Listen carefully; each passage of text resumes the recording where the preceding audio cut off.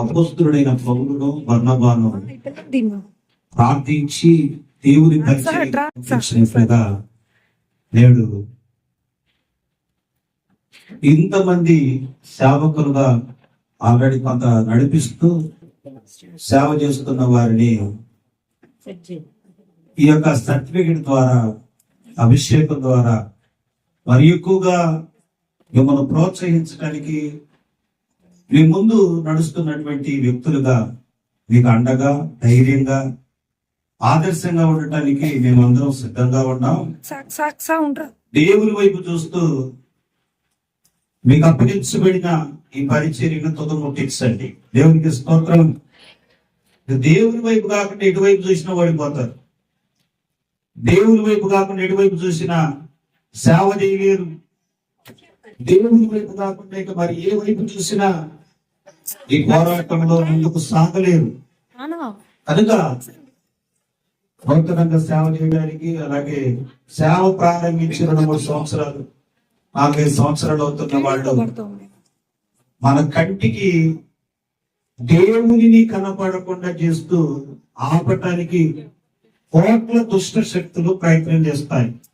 Family రూపంలో, ఆర్థికపరమైన ఇబ్బందుల రూపంలో, మొదలు దాడుల రూపంలో, అనారోగ్యాలు కలిగించేటువంటి విధి విధానాల్లో, పరిస్థితులు, అవమానాలు, నిందలు, మాటలు, వ్యక్తుల యొక్క దాడులు, ఇవన్నీ సాతాను సేవ ప్రారంభించినప్పుడు కలిగిస్తా ఉంటాయి. మరి వీటన్నిటిని ఎదుర్కొని ముందుకు సాగాలంటే మీకు ఉండాల్సింది ఏంటయ్యా అంటే యేసు వైపు చూస్తేనే సాగుతారు. దేవునికి స్తోత్రం. ఇక ఆయన వైపు చూడకుంటే వ్యక్తి ఏం చేసినా ఏదో ఒకటి మనల్ని తీసివేసింది. దేవుని సేవ నుండి మనల్ని తప్పించింది. సేవ ఖచ్చితంగా మనం గట్టిగా దేవునికి నమ్మకంగా చేయాలన్న దృఢ విశ్వాసాన్ని, పునాదిని కలిగి ఉండండి. పునాదులు పాడైపోతే నీతిమంతుడు ఏం చేయలేడు. సేవ చెయ్యాలి అని ఒక పునాది తీసుకుని వచ్చారు కదా, ఈ పునాదులు పాడైపోకుండా చూసుకోవాలి. ఇది ఒక పునాది. అంటే ఒక ఇల్లు కట్టబట్టడానికి కింద అండర్ గ్రౌండ్ లో మనకు కనపడకుండా వేసే ఆ పునాది ఎంత గట్టిగా ఉంటే అది అంతకాలం అంత శోధనలో, అంత తుఫాన్లు ఎదుర్కొని నిలబడింది. ఇప్పుడు అయ్యగారు 3 స్టేర్లు కట్టారు, కింద సరిగ్గా లేదు అనుకోండి, ఇది క్రాక్ వచ్చేసింది, పడిపోయింది. పునాది ఎంత గట్టిగా ఉంటే అంత గట్టిగా మీరు నిలబడతారు.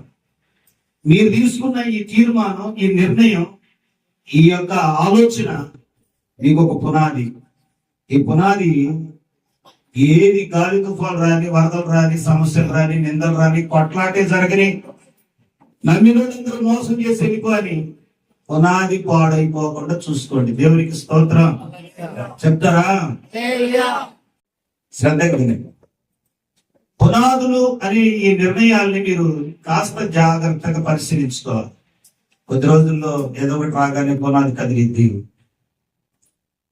మళ్ళా ఒక సమస్య రాగానే పునాది కదిలిద్ది, ఎవరో ఆశ చూపిస్తే పునాది కదిలిద్ది, ఎవరో మోసం చేస్తే పునాది కదిలిద్ది, ఎవరో గాయపరిస్తే పునాది కదిలిద్ది, ఎవరో బెదిరిస్తే పునాది కదిలిద్ది. దాన్ని ఎవరో నీతిమంతులు కూడా ఏమీ చేయలేదండి. నేను తీసుకున్న ఈ నిర్ణయం అనే పునాదిని కడ వరకు కలిగి ఉండటానికి గట్టిగా మీరుంటే, ఆ పునాదులు కదలకుండా చూసుకుంటే, విశ్వాసంతో నడుస్తుంటే మీరు అనేక ఆత్మ సంపాదించే గొప్ప కాపర్లు అవుతారు. దేవునికి స్తోత్రం. మిమ్మల్ని ఇప్పుడు మేము పరిచయం చేస్తున్నాం, మీరు అనేక లక్షల మందిని పరిచయం చేసేవాళ్ళు అవ్వాలని కూడా కోరుకుంటున్నాం. స్తోత్రం. సాదాసీదంగా జరుగుతుంది. ఎప్పుడైతే పునాదు కలిగి ఉండి అలాగే సంఘము ద్వారా పంపించబడుతూ ఉంటారో, చేసుకున్న తీర్మానం కదిలిపోకుండా చూసుకుంటారో, ఇవన్నీ చేస్తూనే వచ్చే సమస్యల వైపు చూడొద్దు. కాస్త ఎదిగితే అక్కడున్న ఎవరికో వాళ్ళకి నీ మీద వ్యతిరేకత వచ్చింది. వ్యతిరేకంగా చూసే వాళ్ళ వైపు కూడా చూడొద్దు. ఎంకరేజ్ చేయని వాళ్ళ వైపు అసలు చూడొద్దు. నిన్ను ఎవరు ఎంకరేజ్ చేస్తే వాళ్ళ వైపు చూసుకుంటూ వెళ్ళిపో. మోసభరితమైంది వద్దు. 5,000 ఇస్తాను, 10,000 ఇస్తాను, మాతో కలిసి చేయన్నాడు. 10,000 ఇస్తే ఏం చేయాలి? శనివారమే దేవుడు ఆరాధన అని చెప్పాలి అన్నా. 50 మందికి బాప్తిస్తాను ఇప్పి మందిరం కడతాను అన్నా. ఇప్పుడు ఇక్కడ కదిలిపోతావా లేదా? మనం కట్టలేము, మనం చేయలేము అనుకున్నప్పుడు కదిలిపోతాం.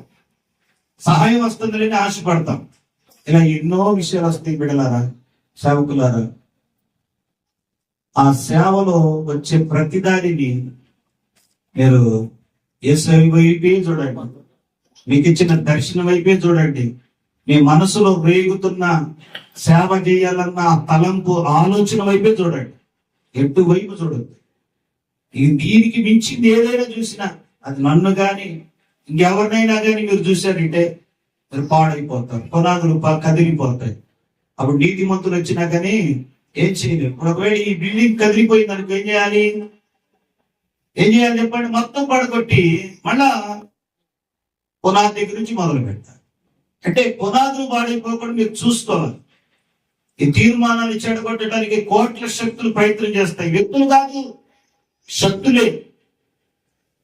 నీ ఆత్మీయ జీవితం ఒక పక్క, నీ కుటుంబ జీవితం ఒక పక్క, అలాగే సేవలో సంఘం తరపున వచ్చే శోధనలు ఒక పక్క, సంఘంలో ఎదురయ్యే శత్రువు యొక్క దాడులు ఒక పక్క, మొదలు దాడుల యొక్క ఒక పక్క, డెవలప్మెంట్ లేదన్న బాధ ఒక పక్క, ఉపవాసాలు అంటున్నా, ప్రయాసపడుతున్నా, ఏం జరగటం లేదని ఒక బాధ ఒక పక్క. ఎన్ని వేదనలు మిమ్మల్ని వేధించవచ్చు కానీ మీరు పునాది పాడైపోకుండా చూసుకోండి. యేసయ్య వైపు చూడటం మానుకోకండి, నిత్యము యేసయ్య వైపే చూస్తూ ఉండండి. ఈ రెండు ఎప్పుడైతే మీరు చేస్తారో మీ పరిచర్య చివరికి మీరు చెప్పే సాక్ష్యం ఏంటంటే, నా పరుగును తుదముట్టించి తిని, నా విశ్వాసమును కాపాడుకుంటుని, నా కొరకు నీతి కిరీటం ఉంది. నేను దర్శనానికి అవిధేయుడిని కాదా?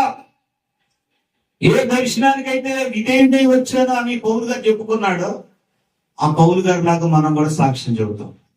అంటే సాక్ష్యం చెప్పాలంటే అంత తేలికైన విషయం కాదు.